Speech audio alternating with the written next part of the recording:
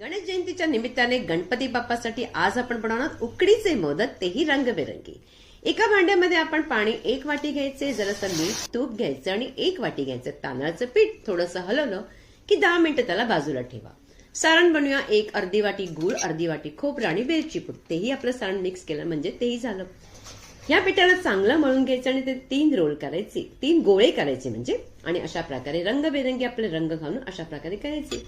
मग अशा प्रकारे लांबसर असे करून त्याला पूर्ण तिन्ही यांना आपण एकासारखं करून नंतर अशा प्रकारे गोळा घ्यायचा, मोदकाच्या साच्यामध्ये तूप लावून त्याला भरायचा, थोडंसं जागा करून त्याच्यामध्ये सारण भरायचं, छोटीशी पुरी त्याला अगदी कव्हर करून घ्यायचं। पहा, मोदक अगदी मस्त सुरेख रेडी झाले। पटकन त्याला आपण स्टीम करून घ्यायचे, उकडून घ्यायचे, म्हणजे चाळणीमध्ये मी कपडा ठेवले आणि 10 मिनिटं आपण उकडून घ्यायचे।